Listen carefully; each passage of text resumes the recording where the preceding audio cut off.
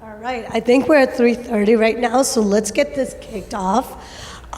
So today we want to introduce TELUS. They're going to walk through the store manager dashboard, and what we'll do is have them present and then have some Q&As.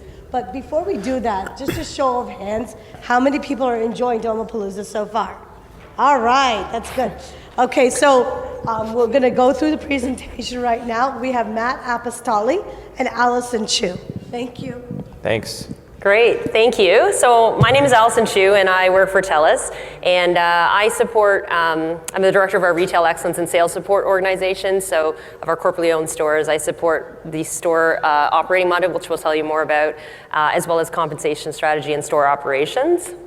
And I'm Matt Apostoli, and I lead the wireless strategy for TELUS and the flanker brands, inclusive of the channels, as well as the channel analytics across all of our retailers, dealers, and corporate stores. So both Matt and I are excited to talk to you a little bit about our app. If you guys were in the general session yesterday, Matt did a quick demo. We'll tell you a little bit more. We'll have a little bit more time today to talk about what led us to this journey of building this app. It was really the evolution of evolving our model. And we'll talk a little bit about what we learned along the way, and hopefully have some time to give you a little bit of more of a sneak peek of the demo. Yeah, and we have from TELUS with us as well as Marisol on the team and Boris, who were fundamental in creating the app. So you can ask some technical questions, and we got the right people in the room here to answer it. They're much smarter than both Alison and I. So I'll talk about TELUS just a bit. So we're a major Canadian telecom company. So consider us very similar to Verizon in the US. We have both wireless and wireline services. Our wireline services are more core in the West, being Alberta and BC, and our wireless services are carried across Canada. We're one of the most trusted mobile providers in Canada. We have a really strong network coverage. If you drive coast to coast across Canada, they've done tests and whatnot that we haven't dropped connections.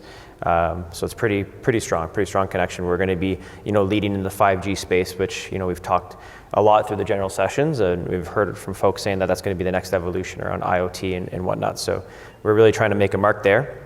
We're consistently number one in overall team engagement. So in the last couple of years, we've been in the mid 80s across the board. So really strong team engagement there, and something that we not just measure it, we put an actual plan behind it year over year. So we don't just set it and forget it. We actually care about it. And we're a leader in network excellence as well. We've gotten a lot of rewards from JD Power and OpenSignal that we're the number one, I think close to North America too, yeah. Right? Like it's pretty strong connection. And then finally, we like to give back to the community. We do a lot of philanthropic things, whether it's, doubling any kind of donations that you give to any kind of charitable organization, or partnering with like Sick Kids Hospital, pancreatic cancer, a lot of things like that. So TELUS Retail, where the store manager app actually lives and breathes in, focuses on 367 corporate stores. So that's the distribution that we actually own. It's split between TELUS and Koodo brands. The Koodo brand typically has a kiosk, and it's usually like in a central location, a mall. There are some inline locations as well, but mainly kiosks, and our TELUS stores are much bigger, also in malls, but that's more of our premium brand. We also have another brand, Public Mobile, which is more of the flanker, prepaid level kind of prospect that we use. We target more of the multicultural segments and newcomers to Canada to get their credit and whatnot, and then hopefully migrate them from Public to Koodo and then on to TELUS when they start to get their family.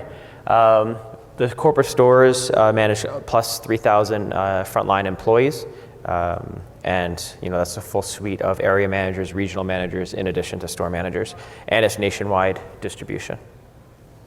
So here's a little pic of what one of our TELUS stores looks like. This is a concept store, very similar to like an Apple store. We're talking maybe plus 1,000 square feet, expensive rent in top places in Canada. Toronto Eden Centre is a huge touristic mall, and that's where we have one of these guys. We have around 15 of these in Canada. you can see our whole digital space line up there, all the top brands. It's very similar, I think a T-Mobile store I visited in Chicago, it looked very similar to ours, so same kind of landscape if you've seen some of these in the US. Yeah, and what you can see is that we're not only obviously as a carrier wireless, in our Western stores we sell wireline, home security, and digital life products, which would be your connected home, connected car. So we're really all about being the connectivity, the hub, not just the wireless carrier, but you can see sort of how we display and merchandise in our stores. Yeah, we just acquired in the West a company, what's the company called again? That we purchased? Alarm Force. Alarm Force. We purchased a company, Alarm Force. So now we're doing home security as well. So it's a whole kind of bundled solutions. So I'm going to hand things over to Alison, who will talk a bit about how this store manager dashboard came to life. Yeah, so obviously we work in an industry, anyone who knows the telecom industry, we're ripe with change all the time. Like phones like these, 6 months old. Matt was actually making fun of me last week. He looks at my phone and says, "What phone do you have?" And I have embarrassed to say, it's a Google Pixel 2. And it's like, oh, you need a new phone. So like everyone has the 3 now. And anyway, so I'm old and that's for working in our own industry. But obviously there's a lot of change. So even with that, even in being in an industry that we're very used to change, there are 5 major driving forces that were really driving us to make this major change at our store manager level. So the first one is around changing customer needs and expectations, probably not unfamiliar to you. For us, it was about customers, it's very anxiety inducing to leave your home without this. It's almost worse than leaving without your wallet. So, customers have a really strong emotional tie to their phone. And so they have great expectations of us in delivering service to them, being very transparent and being simplicity. So obviously we're continuing to try to meet their customer needs and exceed them. Second is the proliferation of products and services. So as I had mentioned and you saw in our store, we sell everything and we want to be the hub of everything connected. As you can imagine, even just down to the store rep or store manager level, needing to understand and be able to service and support all of these products and services is quite heavy and quite a lift. Being in retail, so anyone who understands retail, you also have changing shopping patterns. So, and in malls, you're seeing a lot of traffic decline year over year, not uncommon for us as well. And even the expectation of being, if I'm going to get off the couch and actually physically come to your store, you better wow me with your service. And for us, it's trying to capitalize on the human connection. That's the differentiation that we have in the retail store versus calling your call center, which obviously is over the phone, or obviously over the internet. The other idea is omni-channel shopping. So, customers have an expectation of being to go online, come to a store, pick it up, be in the store, try to buy something. If you don't have it, ship it to my home. So being able to service a customer in a very different way, people shop very differently. The fourth one was around the evolution of the team member and needs. We have a very relatively young workforce, I would say, and needing to be mobile. They want to be communicated to differently. They need to, communicate back and forth from head office and be able to get information very quickly and in bite-sized chunks. So that was also a consideration. And then finally, I would suggest anyone who works in any business would understand this, is a continued increased focus on profitability and cost containment.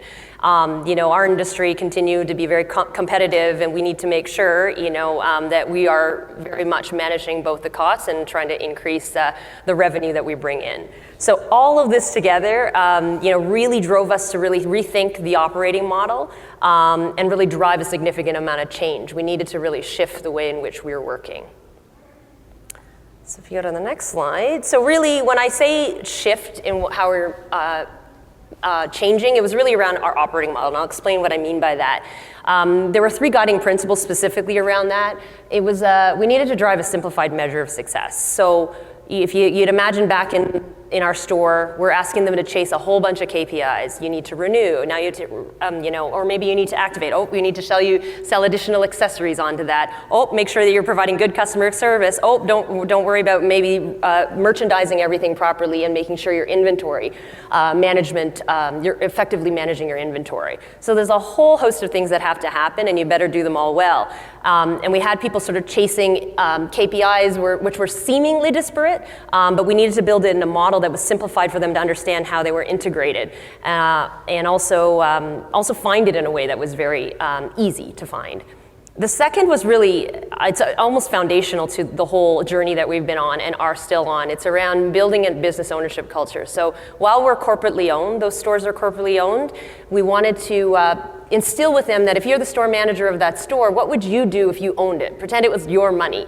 Obviously they can't control they don't control where they don't pay the rent. They don't choose where they're gonna put their store, but they have a lot of control over other levers, which we'll get into next. But it was really about building an ownership culture, but also then giving them the tools and skills to do that, which is where finally our work with Domo really came in, and it was building the app, which we'll show you, but a dynamic, action-oriented tool. So we heard a lot yesterday and today about data is only as good as it's action-oriented, so it was really important for us to build a tool, mobile-friendly for our young workforce, to be able to actually serve up the insights in a very simple way and be able to understand how my team is doing and actually coach appropriately, very effectively and in a quick manner.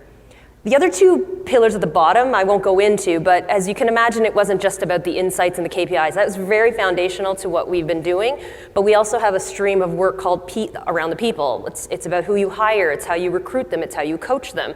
So we have a whole host of work going around that, and then on the right-hand side, we have channel business development, which is really a stream around enabling them with programs to actually build their own book of business. If anyone's old enough in the room to remember Rolodex, I remember talking to some of our team members saying, what's a Rolodex? And I had to pull up a picture of a Rolodex. It's the idea of, we're corporately owned stores. We're used to traffic coming in. Well, you know what? Gone are the days that everyone's just gonna walk into your store and you're gonna be able to easily sell them. So we're actually building a muscle around not being shale sharks, we got to sell them, but solution sell. We're doing outbound calling, providing marketing targeted lists for you to call people to come in and provide you with service. So it's around programs to build your book of business, if you will. So the next slide, I'll talk a little bit about what I mean more specifically in the operating model. We really wanted to build a P&L model. So if I'm a store manager, I own my store, I should own my P&L. So we tried to determine and worked with our sales leadership as well as the field to understand, what model that could be. So really we call it store ROI.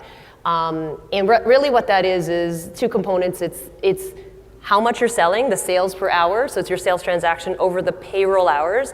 So the biggest controllable cost that a store manager can manage is how they manage their payroll hours. We give them a number of hours, but we need them to use them effectively. It's how they schedule them. They need to schedule them at the right times based on their traffic. And that's what they can manage as a cost. The other thing we care about is the value. So we know that some things that you sell or the type of rate plan you sell is going to be worth more than others, or accessories and whatnot. So the idea is that is the sales value, what you're bringing in over your sales, the number of sales transactions you're doing. So really that's basically your ROI ends up being your sales value over your payroll hours. The idea is that over time we'll expand that into other things that they control. So maybe it's the cost of supplies. It could be the additional offers that we give, that you can give manager specials. That would be a cost that they can manage, and given that they start to know their own community, where's the right place to give a little bit more, give a little bit less. But we're starting simple here. Simple, well, not so simple, unfortunately. We'll talk a little bit about some of the change management through it. But this is sort of the level set for you guys to understand the model that we've built, so that hopefully as Matt starts to go through the app, it'll make a little bit more sense to you. Yeah, we really wanted to give, like what Alison mentioned, a simplified view to our reps, our store managers, our area managers to operate their business, because coast to coast, the way that the stores, areas look at their business are in different ways, and most of the time they thought that they would be doing adding much more profitability to the organization by selling tablets as an example, when in fact it has such a low AMPU, average margin per user. They're better off selling accessories half the time. So this here gives them, and I'll show you in the app in the next couple of minutes, a view into the quantity of sales, but also the value of those sales and how it relates to their category mix and sales mix in the region. Cool. So Domo brings the model to life. The baby's face there is exactly how store managers before the app. This is exactly what they look like before the app. Multiple page printouts. using Domo dashboards, but also going a bit rogue and creating their own dashboards and KPIs that we didn't really want them to measure. So what I'll do now is I'll actually walk you through the application, see how easy, consistent, and simplified it is for a store manager to run their book of business on a daily basis. So with that, I'll switch on over.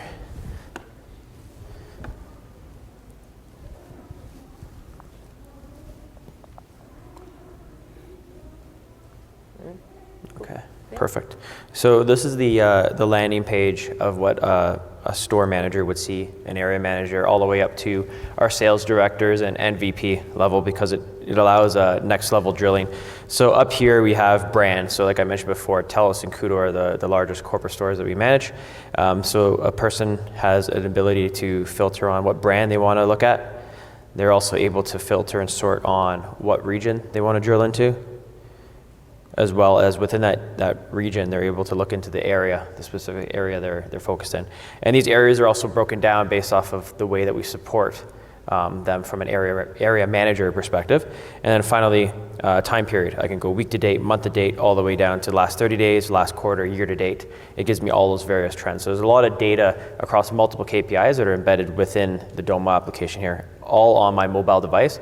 There's also a desktop version available as well, but we built this for best viewing experience, either in a tablet or a mobile device.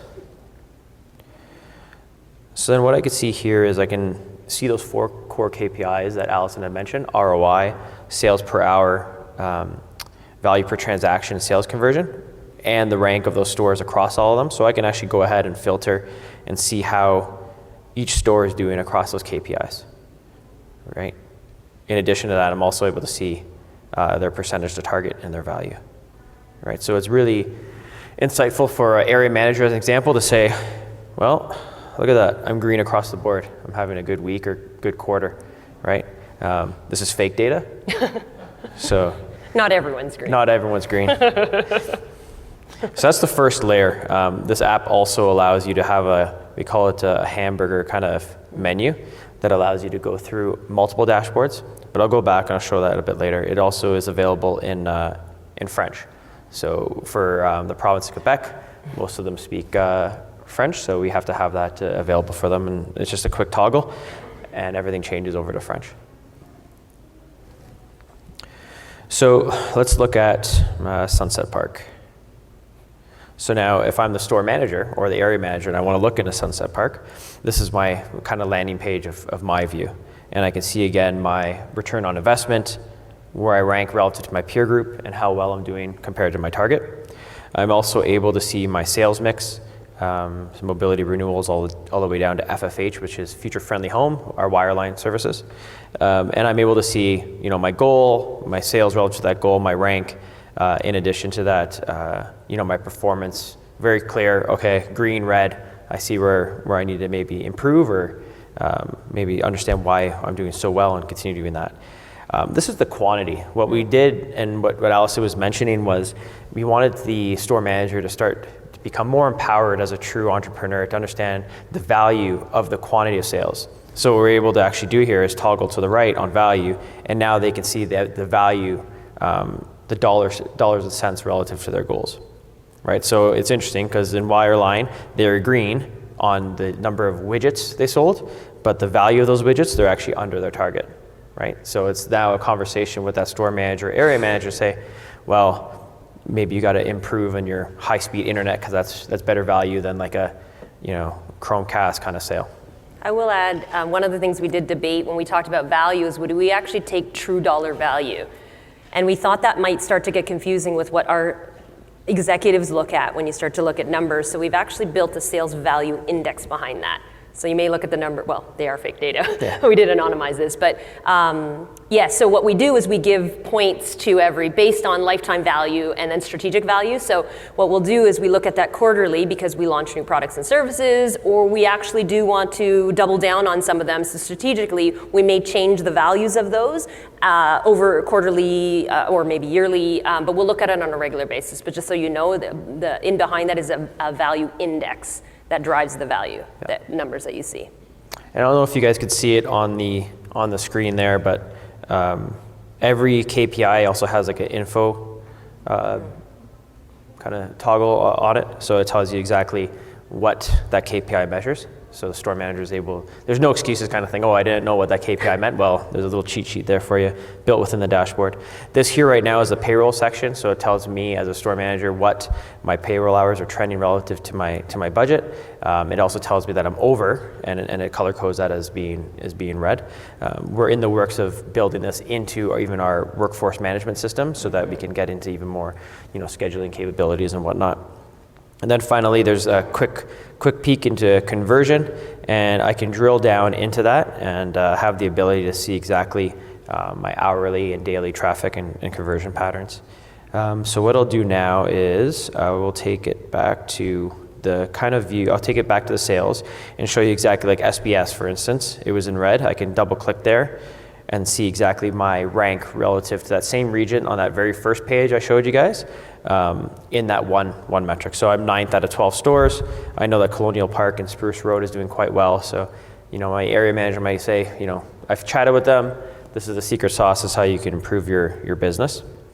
I can go back, and I don't know if you guys have noticed that landing page where I've set the definition of what store I wanted. It's universal now throughout my entire viewing experience. I don't have to keep going and filtering on Sunset Park. It just knows it for that one point in time and continues to show me those views until I tell it to change it. I'm going back here now into conversion. I can drill through, and I'm able to see my conversion metrics. I'm also able to see it between sales and service. Service transactions would be like repairs, diagnostics, and whatnot. I see a traffic per hour ratio. This is my daily traffic patterns with my conversion rates and traffic per hour.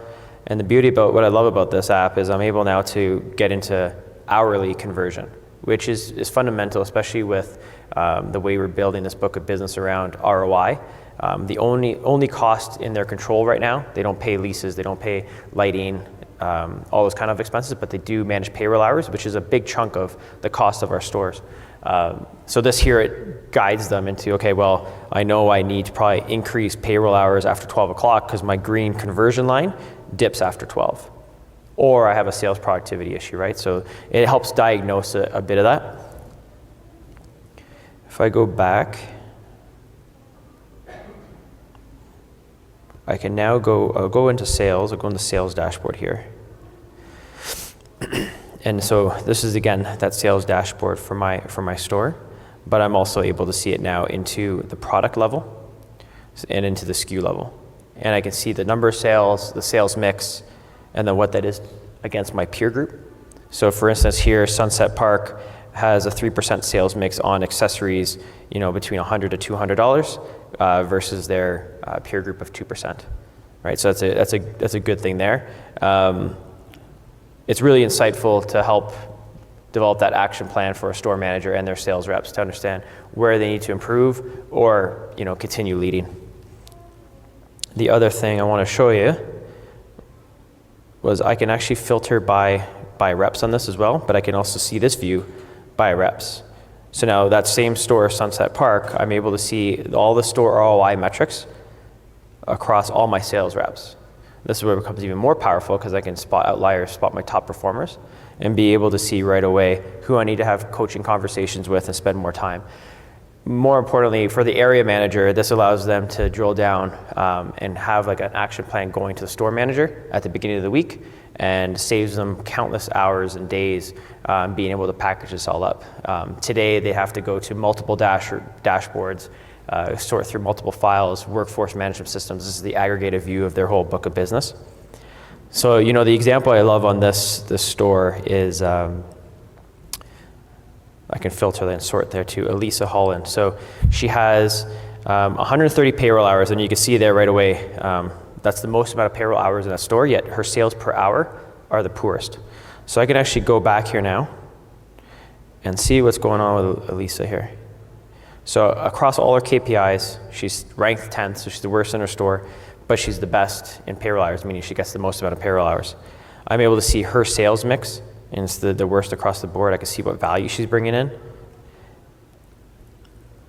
And I'm also able now to see her sales mix, right? So I can tell her exactly where she needs to improve her stats on a daily, weekly, monthly basis, and hopefully get her up to where we need her to be. The whole purpose around this app is, how do we get our average up to our top performers and our bottom performers at least the average, thereby increasing the overall average performance of our stores.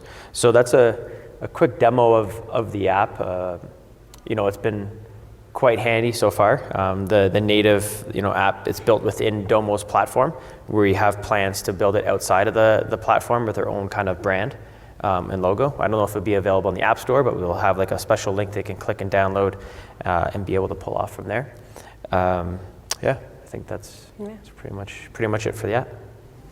Yeah. So now I'll hand it over to Alison. Okay, so hopefully our stores after the app don't look like that anymore. We should have put another, like a happy baby picture, but by the end of this month, actually, end of next week, we'll have all of the store managers onboarded to using the app, 100% of them.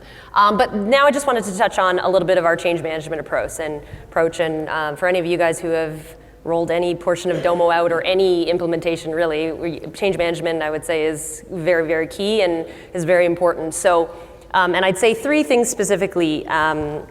Engagement model in terms of engaging the field, both our partners, but really we established an advisory board, which was a collection of area managers across East and West, so you're getting the East-West perspective as well as different brands, Kudo and TELUS, that we both support. And it was really an app that was built by the field, for the field, by the field, and that was really important. They are the ones that use it and understand their business better than we do.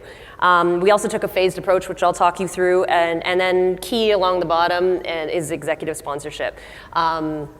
Super important. So the phased approach that we took, we really started this journey. Well, we started this full journey and really from inception probably about a year and a half ago. But I would say last year, this time, we started rolling out various portions of it, right? So we'd established this field advocate team, area managers, East, West, et cetera.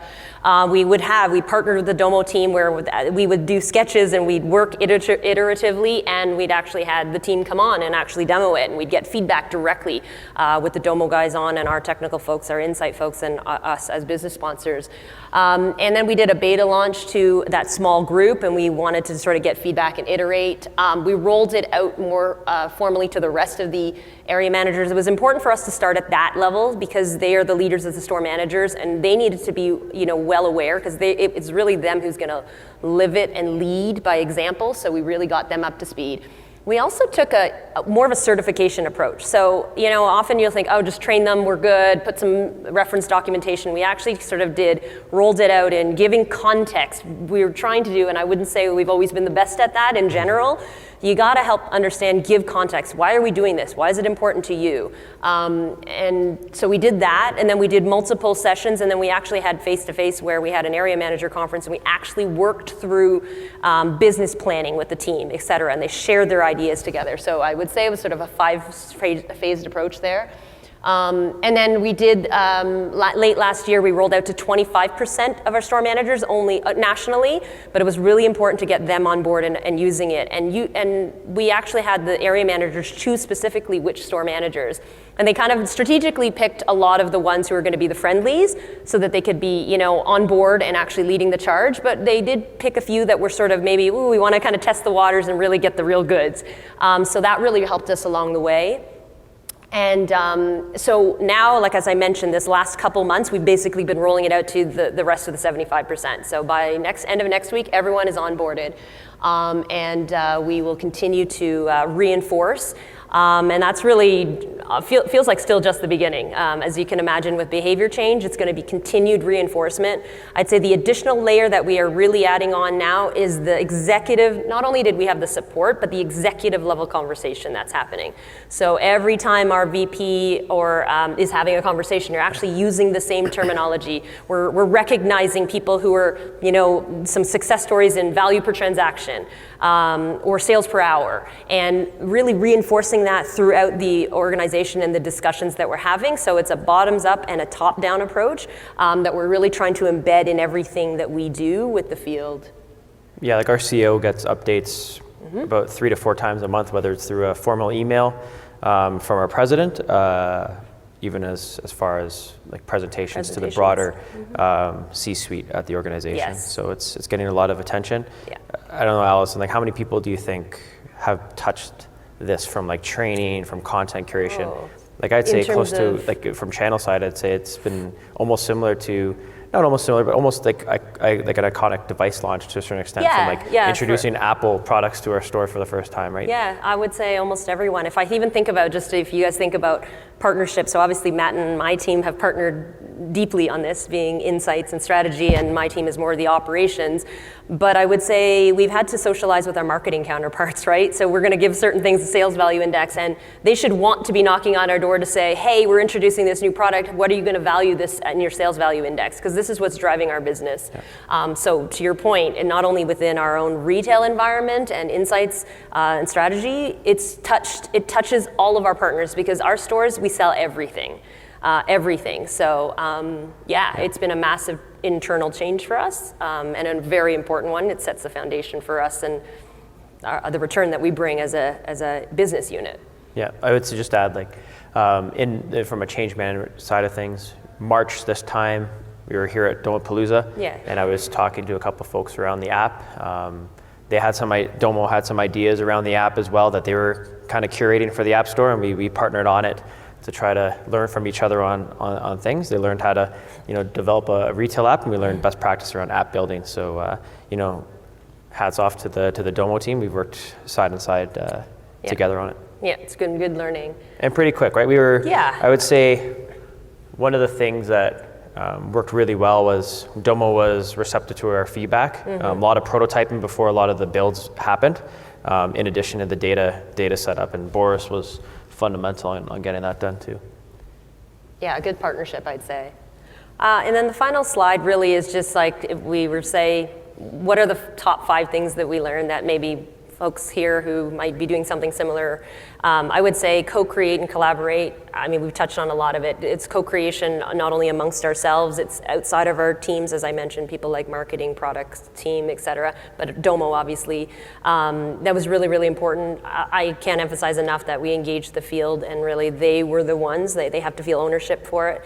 And it was very strategic too that I'd mentioned we did a group of friendlies at the beginning for store managers. We leveraged them this month to actually roll out to the 75. Way better than hearing from us at head office about how great this app is. Or not great, that's okay. You guys, it's an iterative feedback loop too. Like, we know that we're not getting it perfect out of the gate, but those first 25% of store managers were advocates for this past go around. That was very important to us. So co-creating and collaboration was very, very important. I'd say create and iterate, like Matt talking about, very back and forth with Domo, which very good partnership, even our I teams, think. right? There's a couple times where Alison and I had to have separate calls, and we would butt heads together, and she's had to buy me a couple dinners, and he owes me way more dinner, though, I would say. She canceled tonight. Way more dinner than you. I owe you. You owe me. But yes, absolutely, though. But I mean, but good, right? Yeah. It always becomes the fact, though, that our teams feel comfortable doing that, I think is very important. You come out with a better product, right? So yes, create, iterate, and we're still, like I said, 100% now, but we ain't got it perfect. We're going to continue to support that going forward. The other one is training and reinforcement. So training is not an event. I used to actually support a training team, and it would drive me crazy when people's like, oh, just train them. It's training's problem. They don't understand it. Let's just train them. Well, training, first of all, doesn't solve all your problems, and it's not an event.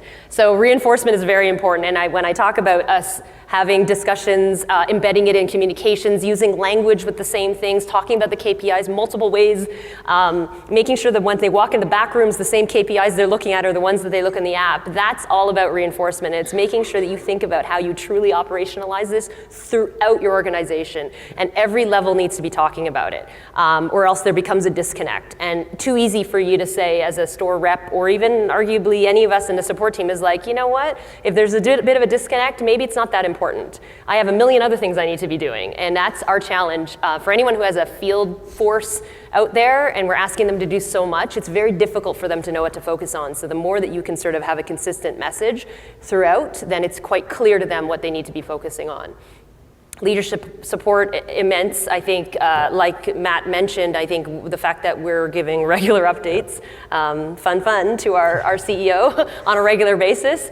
It's important though. We have they believe that this is going to drive the both behavior and outcomes that we want, and so we need to have the sponsorship so that it's not pushing water uphill.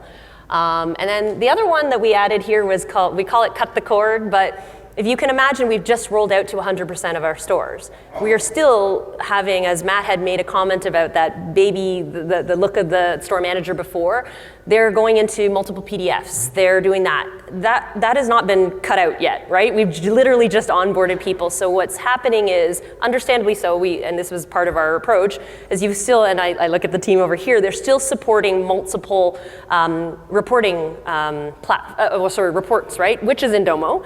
But what will happen, and we have to be very, proactive about thinking around that journey, is when we actually cut the cord on certain things. We know we'll get greater adoption if this is the only place you're going to get KPIs, but right now it's not, right? And understandably so, we can't cut that off yet. But I think that's important for us to be very thoughtful on when you start to do that and thinking about, are you ready for it? And when is the right time to do that, basically. And the cutting the cord part helps a lot, even to support the business on other things, right? Like Marisol's team is quite busy right now, doing double duty until we cut the cord. But once we do, it allows us to flex up our team to work on other things that have been pushed off to support this right now. Yeah. So I think with that, that's it. We'll leave some time now for some questions. Thanks, if anyone has any.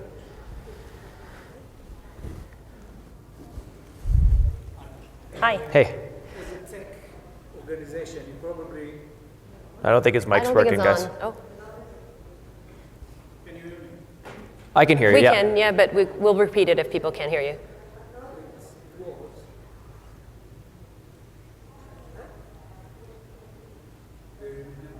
No. Okay, never mind. So I will speak up. Okay. As a tech organization, you probably built application before, so you have all the data. You have all the developers and everything, in order to build such application, right?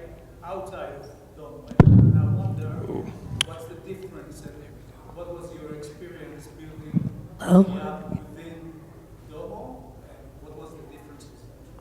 That's a good question. My team's never built applications.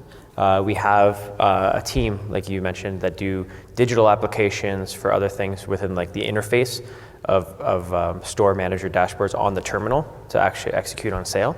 I would say, just based off what I've seen, this app developed in a year compared to the work that they've been able to do on their end.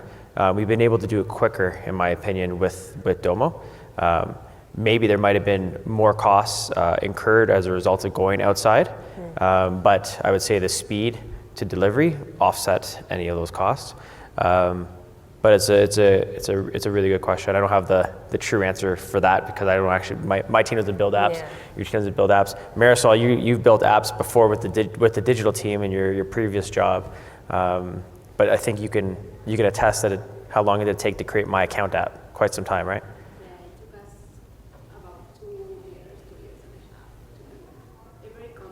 Yeah, so it's 2.5 years to build a comprehensive app internally.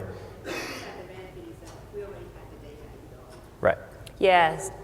So sorry that we failed to mention that maybe we shouldn't assume that you guys know that we built this app in the last year, but we have our data in Domo. We've been using Domo for about 4 years. 4 or 5 years. So that's been our platform for reporting insights. So the benefit of that, of going with Domo, is that for our app is that the data's all there.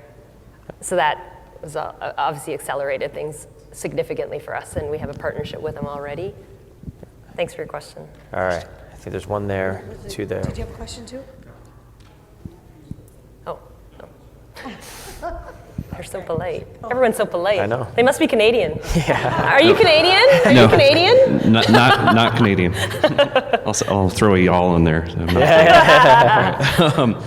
So I worked at Verizon previously, and I was just wondering, so you're talking about using this for retail application. would you also be able to use this for call center operations? Yeah, it's a great question. question. So we just recently showed this to the president of Customer Solutions Experience. There's a whole reorg that happened a couple of call center, months ago. So that individual manages call center, door-to-door knocking, anything that's like sort of frontline facing outside of like a sales channel. So yes, they are interested in that and doing the very exact same thing. They use Domo right now, the call center, to show like they call it queue doctor, but it shows their queue status on an hourly basis, and they use Domo for that. But there's definitely an opportunity there, and I think they're in talks, Arthi, with you and Kevin around that, if I'm not mistaken already. But yeah, it can definitely lend itself to any kind of customer sales stats, 100%. Yeah.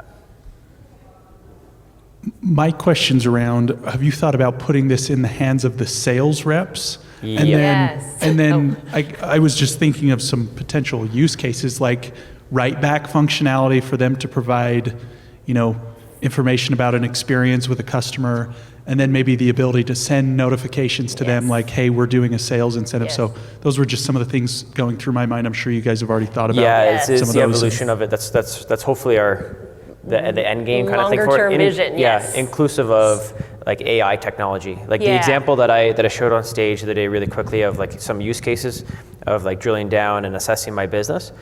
I want the store manager or the sales rep to open that app and be told what they need to work on without having to drill. Like what's the roboto function of that within the app? So Yeah. that's the That would be the goal. plan, yeah. The way- And even just as you mentioned, like even before we get to sales rep, the idea of communicating, and attaching that to sort of coaching, electronic coaching, the idea would be like, oh, I'm going to go in and I'm an area manager, I'm going to make a few notes and I'm going to send that information and circle that information to this, for the store manager for them to be able to then communicate back and forth or check I've done this and that kind of thing. But yeah, absolutely, we've had those discussions. We're just not there yet, quite yet, but yeah.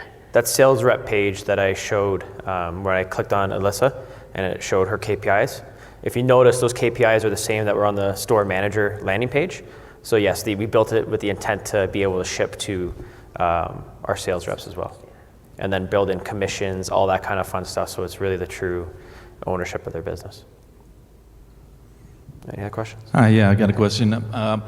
Are the store managers able to see other store data and drill down? Have you?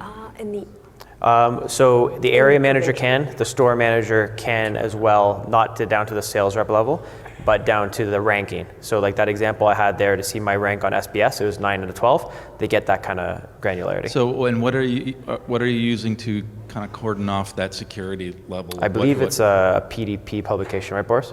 Yeah. Oh, it's PDP. Okay. Thank you. Thanks. Anyone else? Don't be shy. Oh, right here. Is there one? Ruthie? Okay. Are you using location groups or PDP? Entitlement or both? PDP, but it does have the flexibility that the rank, depending on your role, and have the ranking will be based on that cohort you chose at the beginning. So it's very powerful, right? Because you can change what kind of cohort you want to look at, area, or even higher, the east versus west kind of thing. And depends on what kind of role you are. Not everyone gets that. Yeah, even the VP of sales won't get the same kind of view. We'll stop them from getting the view that an area manager gets because we don't want them going fishing too much because that causes more stress on everyone else. Any other questions? Okay. Yeah, sure. Yeah. Yeah. What are you using to forecast the budget hours? Financial metrics, those happen outside of the application. We have a vendor right now that we're working with, moving over to a new one, that will help within that tool forecast better, and in fact actually build that in, hopefully weave that right into this tool as well. So right now it's still standalone, 2 different applications. We want to try to map them together using an API down the road. Yeah, but it's outside to answer your question. Okay, so again, I just want to thank the TELUS team, Alison and Matt. Great job. Thanks for having us. And then I just want to make one big comment, like what Alison just talked about, Marisol talked about. Once you have the data in Domo, the power of apps is so powerful. So in case, I mean, you talked about extending the platform to sales. This is just one example, but as you see throughout the announcements when Jay Hegler spoke, the apps are powerful, extremely powerful. And we can make basically anything happen as a custom app if we don't have a standard app to already fulfill that need. So just remember, this is just one example, and TELUS has been amazing to partner with. Okay, so if you do have a need, work with your CSM or your AE to make that happen, and they'll engage the engineering team. Okay? All right, with that, thank you so much. Enjoy your evening tonight. And I think at 4:45 is a general session, so they changed it just to make it a little later. 4:45. Have a good day, everyone. Thanks, everyone. Thank you.